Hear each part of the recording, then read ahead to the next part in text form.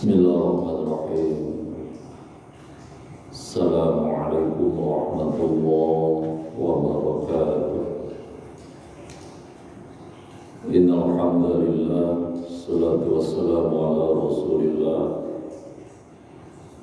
wa ala alihi wa ashabihi wa mawala wa la hawla wa la quwwata illa billah.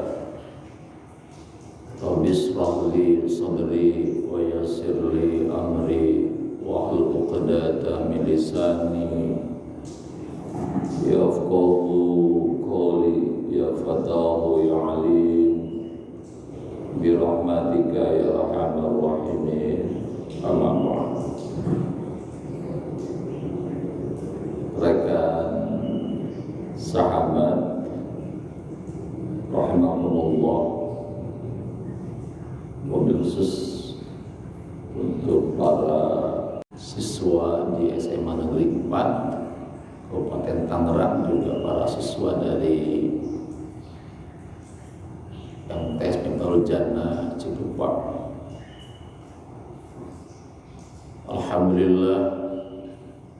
Alhamdulillah kita senantiasa bersyukur kepada Allah Subhanahu wa taala karena pagi hari ini kita masih mampu untuk melaksanakan kewajiban pokok kita sebagai hamba Allah, yakni melaksanakan ibadah sholat subuh secara berjamaah,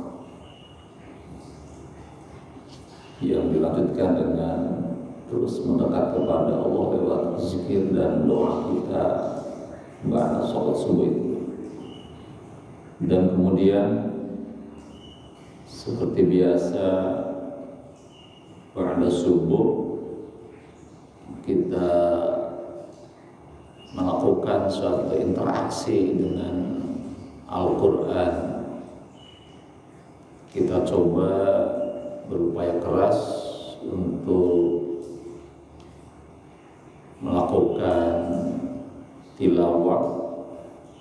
Kemudian kita pun berupaya untuk mengkaji makna yang terkandung di dalamnya, karena Al-Quran adalah manhajul hayah, artinya kurikulum kehidupan, sekaligus menjadi panduan hidup kita dalam segala aktivitas manusia, agar apa yang kita lakukan dalam hidup ini sesuai dengan tujuan Allah menciptakan kita semua, di mana Allah katakan dalam beberapa ayat bahwa manusia Allah ciptakan tiada lain adalah untuk beribadah, mengabdi kepada Allah Subhanahu wa taala. Di dalam Al-Quran surah Al-Zariyat 56 Allah katakan, wa ma khalaqtul jinna wal insa illa liya'budun, dan tidaklah aku ciptakan jin dan manusia kecuali hanya untuk beribadah kepada Allah. Ini menjadi patokan hidup kita, menjadi dasar hidup kita, bahwa Allah ciptakan kita semua di alam semesta ini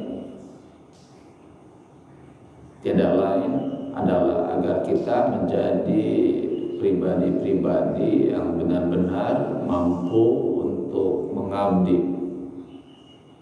yang mananya adalah agar kita menjadi orang-orang yang taat, patuh, tunduk kepada Allah Subhanahu wa taala. Itulah tugas kita yang utama dalam hidup ini, mengabdi, taat, tunduk, patuh kepada Allah. Apa yang Allah perintahkan maka kewajiban kita adalah mampu untuk melaksanakannya. Dan pastilah apa yang Allah perintahkan dalam Al-Quran terkait beberapa aspek amaliyah ibadah, amaliyah muamalah, dan lain sebagainya, itu pasti akan mengandung kebaikan-kebaikan bagi manusia.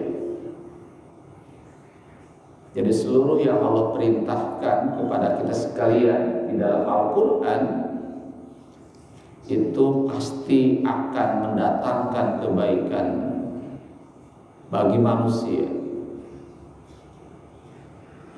Tidak mungkin apa yang Allah perintahkan malah mendatangkan madarat, keburukan bagi manusia. Tidak mungkin.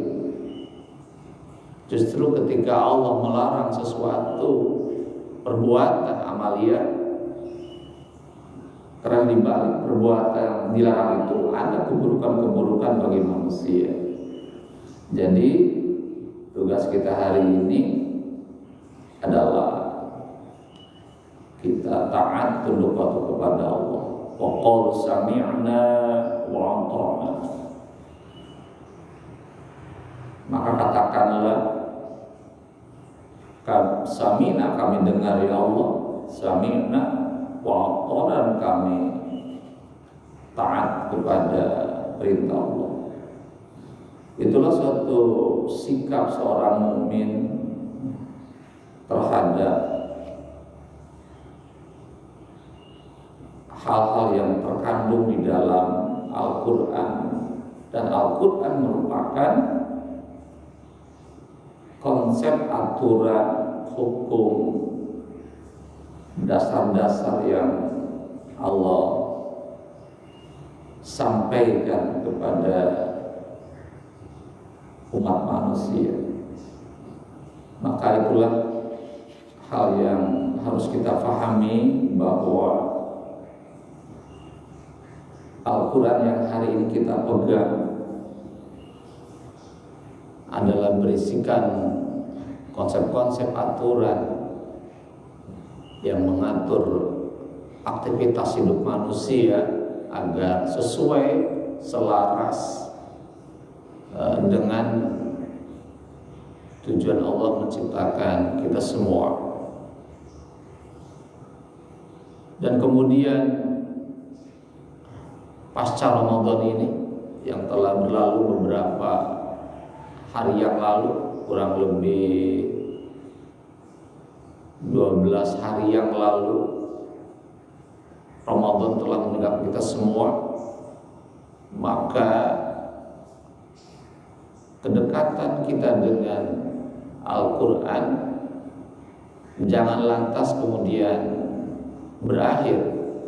Justru inilah titik awal kita untuk mendekat dengan Al-Quran.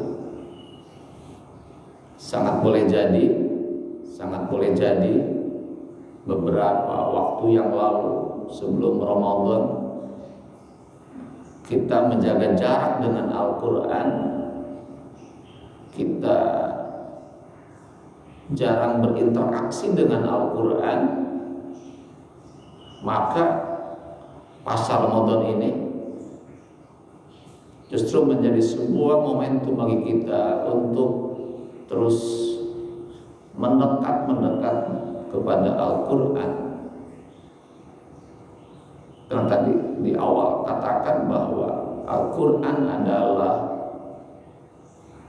panduan hidup kita dalam segala aspek aktivitas manusia. Kalau semua kita lakukan dengan bimbingan Al-Quran, Al-Hayya fi dhilalil Al-Quran, hidup di bawah naungan Al-Quran, pastilah hidup ini akan berjalan sesuai dengan apa yang Allah kehendaki. Dan sebaliknya, ketika kita menjauh dari Al-Quran, maka pastilah akan didapatkan berbagai macam problematika, masalah yang rumit, yang terkadang tidak ada solusinya. Kenapa? Karena akal manusia punya keterbatasan di dalam mengambil satu keputusan, apalagi pada hal yang rumit untuk dicarikan jalan keluarnya. Maka kata lagi, kata Allah Al-Quran, fa'in tanaza'tum fi syai'in farudduhu ila Allah wa rasulih. Jadi kata Allah, jika kalian berbeda pendapat tentang sesuatu, maka segeralah kembalikan kepada Allah dan kepada Rasulnya. Kembalikan kepada Al-Quran dan kembalikan kepada Al-Hadis atau As-Sunnah Rasulullah SAW. Maka pastilah apapun problematikanya, apapun masalahnya, kalau kita kembalikan kepada Allah, kembalikan kepada Allah, kepada Sunnah Rasulullah SAW, maka pastilah itu akan ditemukan solusinya. Masalah problematika yang kita hadapi dalam hidup ini, kalau kita kembalikan kepada Allah dan Rasulnya, maka pastilah itu akan didapatkan satu solusi yang terbaik. Bukan hanya dengan akal saja, karena tadi akal itu punya keterbatasan daya jangkau dalam menyelesaikan satu masalah. Rekan sahabat rahimahumullah, fasa Ramadan ini kita akan dibina kembali untuk tetap istiqomah di dalam melakukan amal soleh. Di dalam Al-Quran surah Al-Asr itu sangat jelas, sangat gamblang, satu kerugian yang sangat besar. Jadi kata Allah dalam surah Al-Asr dikatakan, wal 'asr innal insana lafi khusr. Sesungguhnya manusia itu benar-benar, maka manusia akan cenderung dalam kerugian. Jadi orang-orang yang mengisi hidupnya dikendalikan oleh hawa nafsunya, maka dia akan jadi kalau hidup manusianya hidup hanya untuk hidup saja, hidup sekedar mempertahankan hidupnya,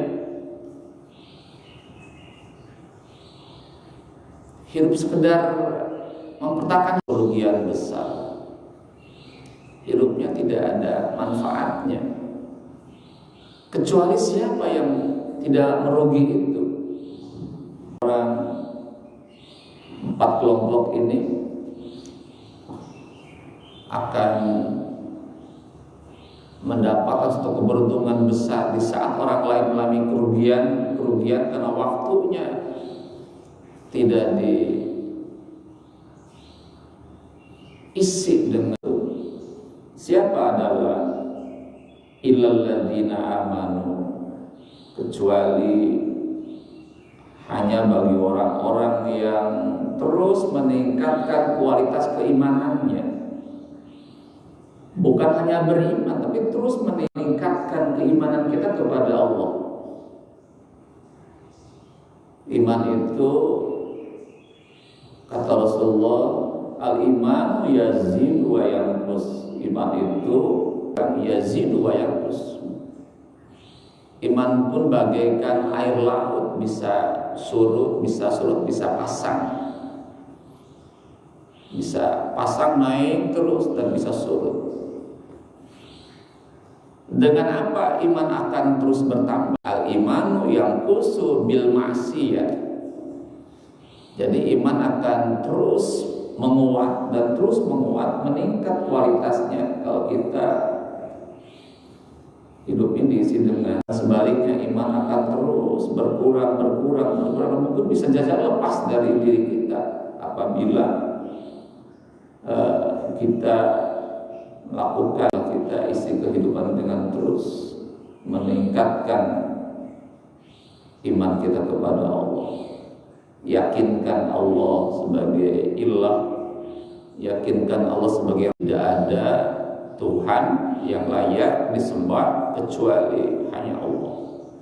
Itulah yang pertama. Jadi orang-orang hidupnya beruntung, tidak mengalami kerugian. Maka setiap detik, setiap menit, setiap jam, setiap hari, setiap minggu, setiap tahun Allah.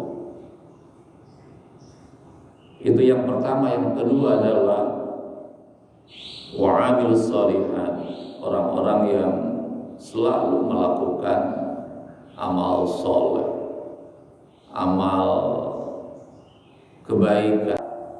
Yang pertama, amal itu dilakukan dengan niat lillah, ikhlas semata-mata karena Allah. Jadi iman, niat lillah karena Allah. Qul inna salati wa nusuki wa mahyaya wa mamati lillah. Salatku, ibadahku, keikhlasan kepada Allah Subhanahu wa taala. La yaqbalullahu amalan illa amal khalisan. Allah tidak menerima suatu amal kecuali amal yang ikhlas mata-mata karena Allah. Yang kedua dikatakan amal soleh jika apa yang kita lakukan ada contohnya di Rasulullah. Di sebaik apapun suatu amal yang dipandang baik oleh kita, tapi kalau nggak ada contoh Rasulnya, tidak ada tuntunan dari Rasulnya, kalau memang tidak ada tuntunan dari Rasulullah Shallallahu Alaihi Wasallam, tidak ada contohnya dari Rasul, maka itu bukan amal soleh. Nah, maka untuk Quran dan mengkaji sunnah Rasulullah SAW, sehingga apa yang kita lakukan itu sesuai dengan apa yang dilakukan Rasulullah SAW. Jadi orang-orang yang beruntung dalam hidupnya adalah setiap hari, setiap waktu dengan ada contoh Rasulnya, ada sunnahnya yang sebagai rujukan dalam beramal itu, maka itulah amal soleh. Dan tadi saya katakan sekian banyak sebuah amal soleh yang menjadi standar tegaknya satu agama dan menjadi amal yang Allah hisab di hari akhir nanti. Jadi yang kedua, orang-orang yang beruntung hidupnya adalah orang-orang yang istiqomah terus-menerus melakukan amal kebaikan. Terus yang ketiga, siapa orang yang beruntung dalam hidupnya adalah watawassaw bil haq, adalah orang-orang yang terus-menerus saling mengingatkan, saling menasehati di dalam kebenaran. Jadi dari waktu menasehati dirinya, mengingatkan diri, juga mengingatkan orang lain untuk melakukan suatu kebenaran. Dia punya keluarga di rumah, punya rekan sahabat di tempat bekerja atau dalam kehidupan bermasyarakat, maka dia selalu berinteraksi, saling mengingatkan satu kebaikan, sehingga semua orang atau bangsa akan diberikan keberkahan oleh Allah, akan diberikan kemakmuran. Jadi kita jangan punya prinsip soleh sendiri, tapi kita harus ada namanya kesolehan sosial. Bukan hanya individu yang hidup bermasyarakat. Hadis hadir ya seperti itu. Jadi yang ketiga, orang-orang yang beruntung adalah waktu yang dia miliki. So, ketika kita salah, kita pun diingatkan oleh orang lain. Orang lain salah, kita pun mengingatkan mereka. Mungkin dan pastilah dengan cara yang cukup panjang, diisi dengan melakukan tausiah, saling mengingatkan adalah bisober, dengan penuh kesabaran. Sabar artinya dakwah dan tausiah. Karena sangat boleh jadi ketika kita ingatkan seseorang, maka orang tidak langsung menerima apa yang kita sampaikan.